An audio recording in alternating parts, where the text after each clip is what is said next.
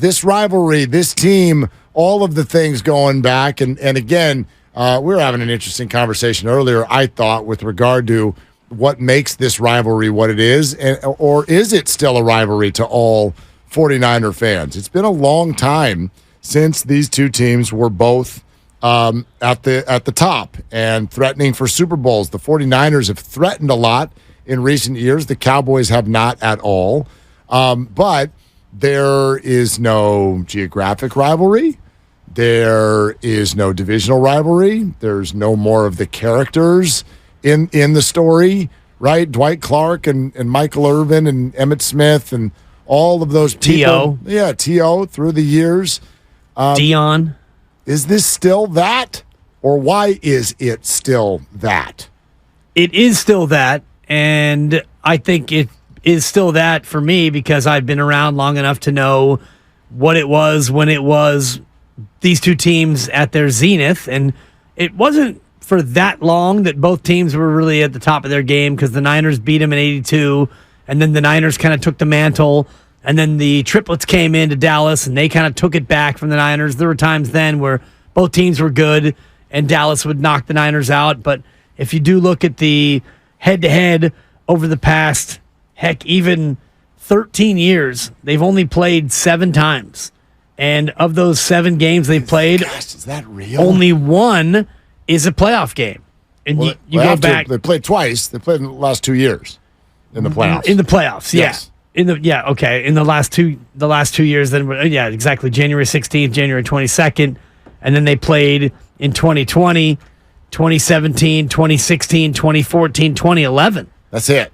That's it. So, other than the last 2, which I guess is what has refreshed the rivalry. A little bit. For those of us who are old enough to remember the 80s, and even if you remember the 70s when Dallas was dominant, and also the fact that it's Dallas and it's that damn star. Yeah, it's branding. The word that comes to my mind in this conversation is branding. Rivalries, some of them are firm, Giants, Dodgers. Some of them move. Warriors, Rockets, Warriors, Grizzlies, Warriors, Suns, whatever. They move. And so I think the Niners rivals are usually that. There is not just this traditional, like, we hate you, you hate us. People will say it was the Rams, but they moved, and now they're back in L.A., and their fan base can't even find tickets to the game. So I don't even know really what to do with all of that. It's not bitter. Like, people will say it is, but it's just not. This is, but it's not because of a division. It's not because of, as you're saying, we play every year, sure, and there's some long history. It's because of historical moments, and it's because of branding. It's branding. We are both big, loud, brash, successful fan bases behind major logos. 49ers and Cowboys. That's different than when you play the Saints.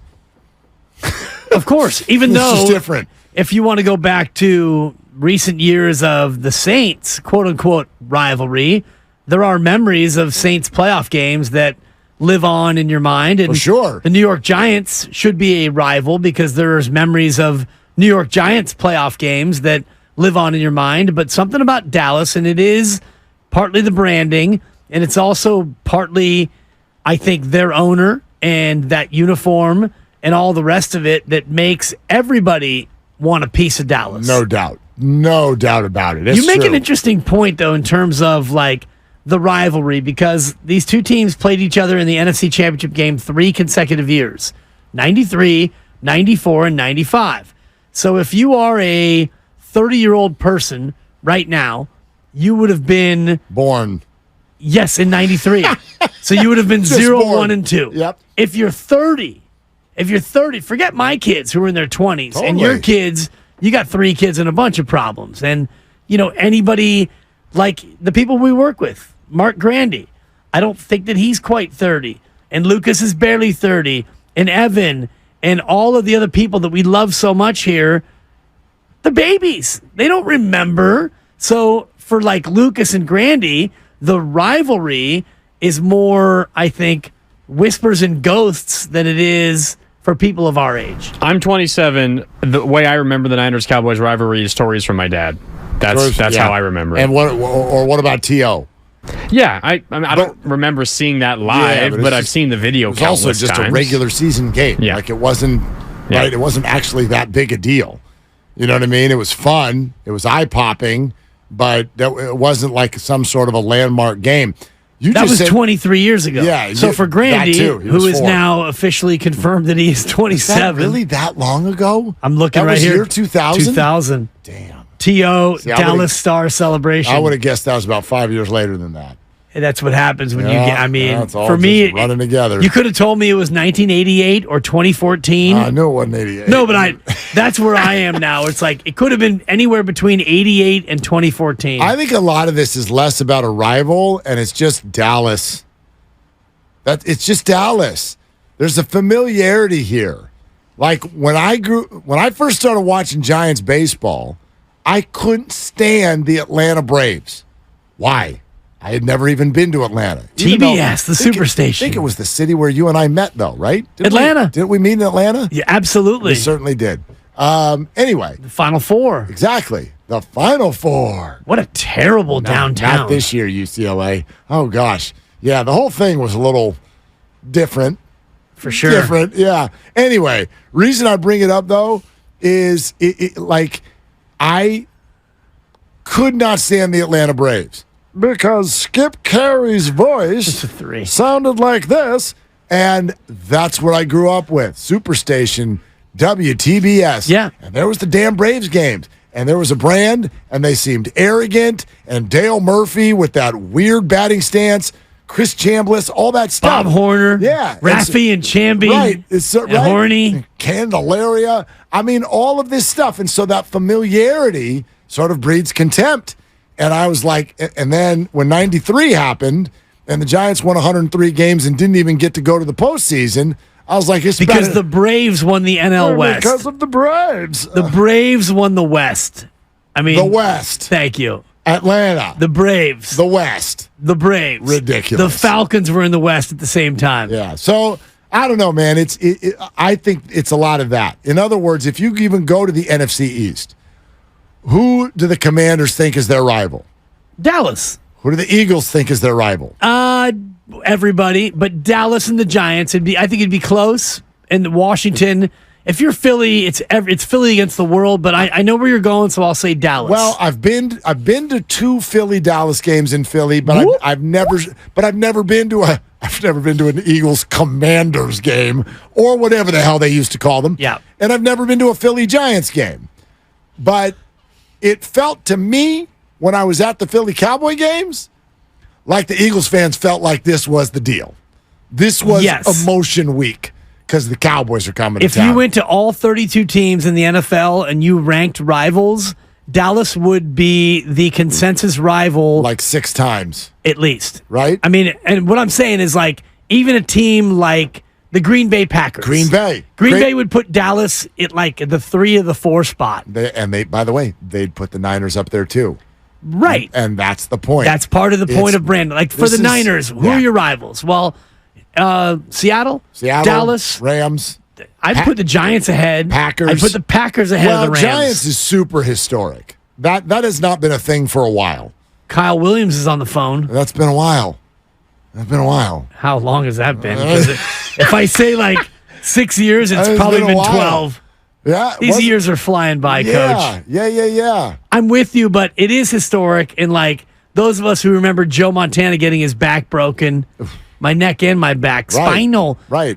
And I think a lot of these rivalries are like what Grandy was saying. Grandy was 4 years old when these teams played the third time in the TO game. He was 4 years old. So these rivalries are handed down from generation to generation. It's just a big brand. It's not. And I've actually found this week. Do you agree with me? It's kind of quiet. It's quiet. It's week 5, Coach. Well, and I think by Sunday, I think by the time we get to no, huge game. I'm not saying the excitement is quiet. I'm saying the jibber jabber is quiet. Normally, in a situation like this, and this is why I do really believe that the Dallas Cowboy fan base has got a thing about the Niners. They got no swagger this week. I'm sure the Cowboys do. I don't think Micah Parsons is like, I'm terrified of the 49ers. Sure. But the fan base has got no swag, and they normally do. But they think they're going to lose. And Jerry Jones fed the animal by going on air and going, 49ers? I mean, they're amazing. I'm pretty sure the Super Bowl goes through there.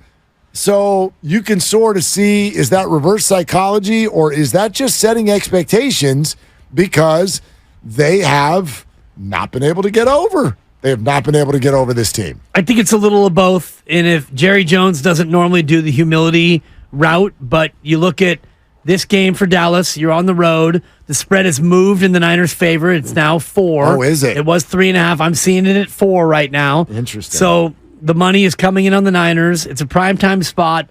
The Niners are undefeated. The quarterback's undefeated. And Dallas has not had a lot of success at San Francisco. So for Jerry to come out and bump his gums would be foolish. Yeah. Also, if the Niners win this game, they have a 3-game lead on Dallas. It's a 2-game lead plus the tiebreaker. 2.5, so basically, yeah. This game becomes monster in terms of a possible tiebreaker scenario. I'm still seeing it at 3.5 on mine, so if you want to... I'm looking at ESPN. Yeah, if you want to get it at 3.5, let me know. I'll tell you where to get it. You know what? I don't think that this one I'm not betting would on this. matter. I'm not betting it either, but if I was going to bet it, I'm not messing with I would bet the Niners. I don't want to be ticked off if they win by 3. And I do have an eye on the total at 45. You and I are in a different camp in terms of this game. You like the over. Over. I think that this is an under game, and I think it's an under game because Dallas's defensive line is going to pose problems for the Niners O-line, and I think that this becomes a Wisnowski game of field position more than it is Brock just sitting back there and playing pick and pop. Conventional wisdom agrees with you, number one. But 45 is a total that's right in the middle. That's like the opening total. Right, but there's 2 things going on here, and one of them is my philosophy with betting. That looks out of whack, so lean into it.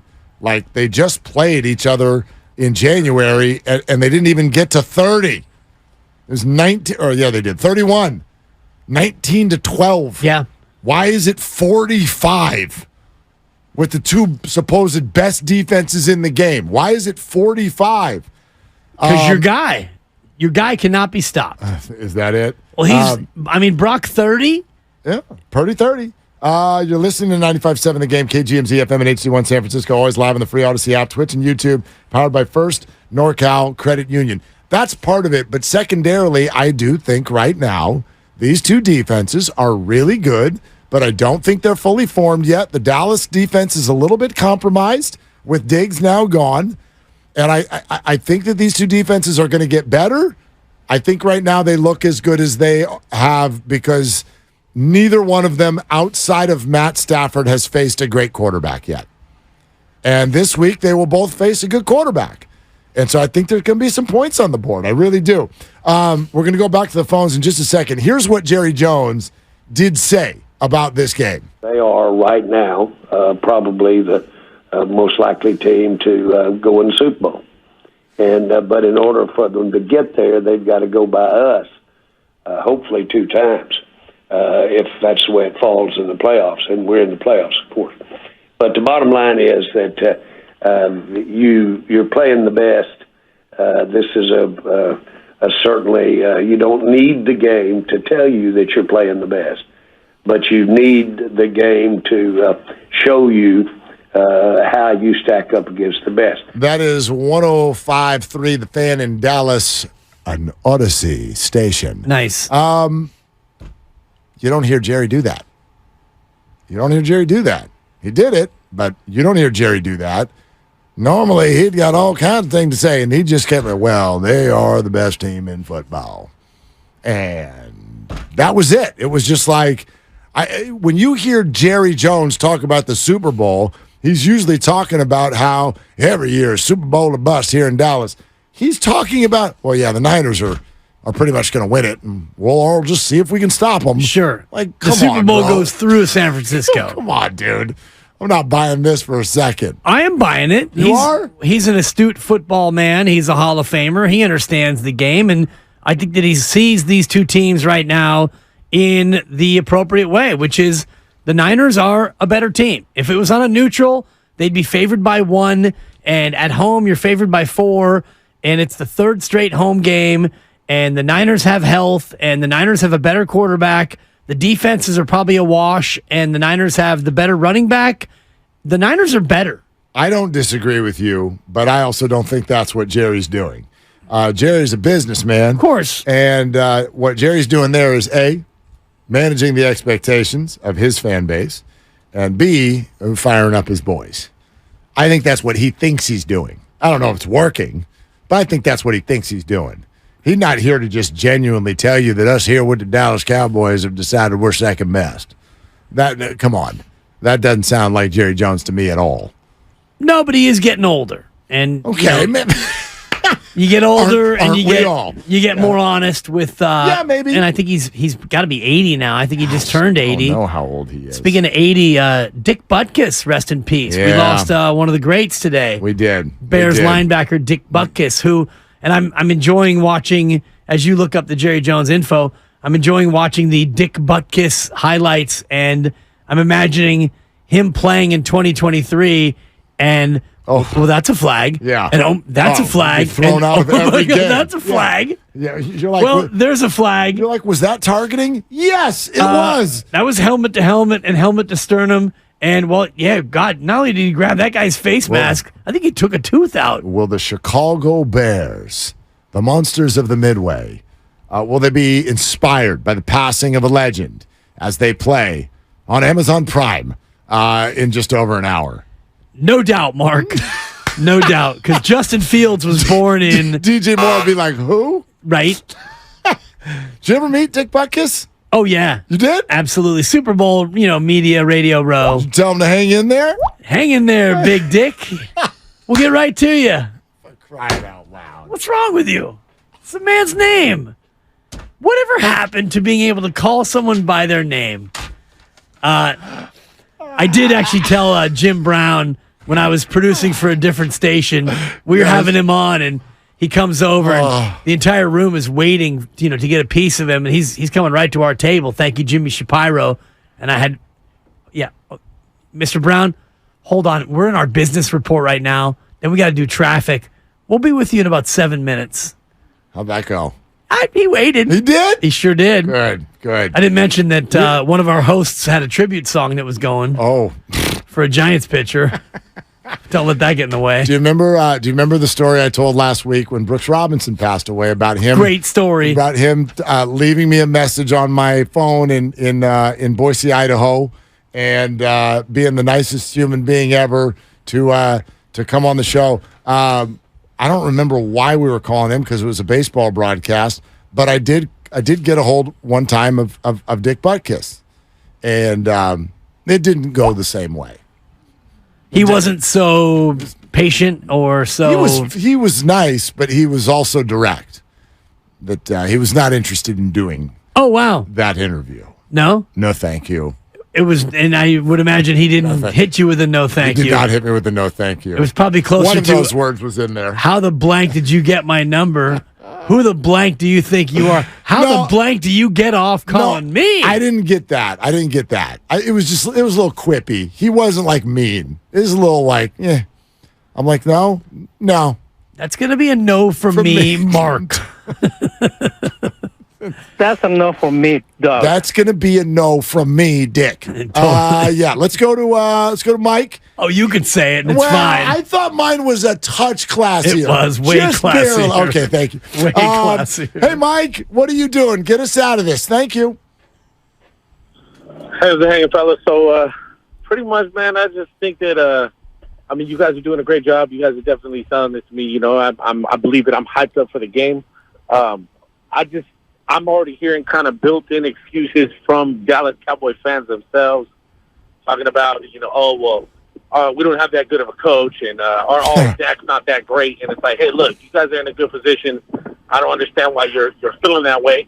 But, I mean, obviously, I'm guessing if the fan base feels that way, everybody else must feel that way in Dallas. And they must know that they're a good team, but we're just a little bit better than them. And I have a feeling we're gonna see a good W this weekend. And I think that they're gonna fight back a little bit, though. And I think it's gonna be a good game. I think Niners win 30-20, man. You guys have a good one. Mike, thanks, man. Listen, the Niners are supposed to win. They're favored. And they're favored by more than 3. So this is not just home field. Vegas is telling you that the 49ers are better than the Cowboys. And I don't think it takes a rocket science to feel that and see that. They've got the better roster spot by spot. They have the 2 wins in the playoffs in recent years, 1 in each building. They've got a better record this year. They've got more dominance, more momentum, all of those things. But, I don't know. My confidence level of the 49ers, I think they're going to win, but that's my tone. Your confidence level is at like a 6.5 on a 1 to 10? I think they're going to win. Maybe a 7, but it's not like, they're going to win. I think they're going to win. They should. Arizona, your confidence level was about a 9.75. My feet were up before the game even started. You picked it in your Survivor pool. Sure did. And we'll get your Survivor pick here before the week is out because you are still alive and kicking. And I have already made my pick. Okay, good. Yeah. And I would imagine it's not tonight. We are not doing Commanders tonight. Favored by 6 over Chicago. I've already used the Commanders week 1 against the Cardinals. And you're not about to take Chicago. Not about that action, boss. Okay. You're not about that Bears action. Even though Dick Butkus just passed away, may he rest in peace, but I will not be betting on his memory tonight. The Chicago Bears. Yeah. 6-point dog tonight. Right. So, I mean, tonight, if I was to make a pick on this game, my confidence level either way wouldn't be higher than a 6 because even though Washington's at home, I'm not a believer in the Commanders. Chicago's a mess. And that kind of leads me to the Cowboy-Niner game where I'm with you in terms of confidence. I think the Niners are going to win. If I had to make a pick in a who's going to win the game pool, I would take the Niners, but I don't feel good about laying the 4 because this feels to me like a 20-17 kind of a ball game. Well, like I said, I just don't even understand why the over-under is 45. And it tells me that somebody in Vegas thinks that these offenses can move the ball better than we think they can. That's all it tells me. Because even if this thing just falls right, as it so often does with Vegas, falls right into the whole gosh, how does Vegas always know how to nail it? Think about what we're talking about. You always do this real well. If you got a 3.5-point spread and a 45-point over-under, what you're basically saying is what? You've got like a 24-20. 24-20. 24-21. Yeah. Kind of a football game. Well, both teams north of 20, I think actually would surprise people based on the way these two teams have looked against one another in recent years.